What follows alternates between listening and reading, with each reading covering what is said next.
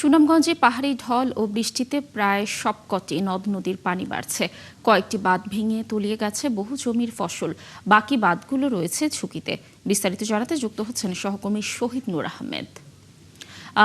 শহীদ নূর, আজকের আবহাওয়া কেমন দেখছেন সেখানে, আর এখন পর্যন্ত এলাকায় ক্ষয়ক্ষতির পরিমাণ আসলে কেমন, এই বিষয়ে একটু জানাবেন, এবং কৃষকদের জন্য প্রশাসনের পক্ষ থেকে আদৌ কোনো ব্যবস্থা নেওয়া হয়েছে কিনা জানবো আপনার কাছে।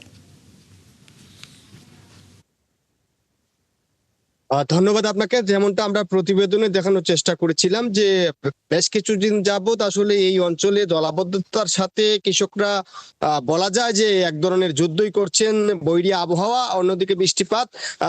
আমি এখন যেই হাওরটাতে আছি এটি হচ্ছে সদর উপজেলার, এটি একেবারে নিকটবর্তী উকালিয়া হাওর বলা হয়, এবং এই হাওরটা দেখতে পাচ্ছেন যে এই জায়গাতে আমার বেশ কিছু খানিকটা দৌড়ে কৃষকরা তারা কোমর পানি, কোথাও এর চেয়ে বেশি পানিতে নেমে আসলে ধান কাটছেন। বলা যায় যে এভাবেই একটা সংকটাপন্ন অবস্থায় রয়েছে। এদিকে বৃষ্টিপাত যদিও আজকে সকাল থেকে হয়নি, কিন্তু গতকাল এবং রাতে বৃষ্টিপাত হওয়ার কারণে সুনামগঞ্জের সবকটি নদ নদীতে পানি বৃদ্ধি পেয়েছে এবং সুরমা নদীর পানি 22 সেন্টিমিটার উপর দিয়ে প্রবাহিত হচ্ছে। কৃষি বিভাগ থেকে বলা হচ্ছে যে অবশিষ্ট ধান যেগুলো আছে সেটি যাতে দ্রুততম সময়ে কাটা হয়, কিন্তু কৃষকরা আসলে শ্রমিক পাচ্ছেন না। শ্রমিক পেলেও সেটির মজুরি কিন্তু বেশি হচ্ছে। অর্থাৎ কৃষকদের মধ্যে এটা উদ্বেগ উৎকণ্ঠা আছে বৈরী আবহাওয়া নিয়ে। এদিকে আবার যারা ধান কেটেছেন সেটি আবার শুকাতে পারছেন না। কৃষি বিভাগ বলছে, পরামর্শ দিচ্ছে কৃষকদেরকে যাতে এই ধানগুলো খোলা জায়গায় রাখা হয়, বাতাসের ব্যবস্থা করা হয়, তাহলে পচে যাওয়ার হাত থেকে রক্ষা পাবে।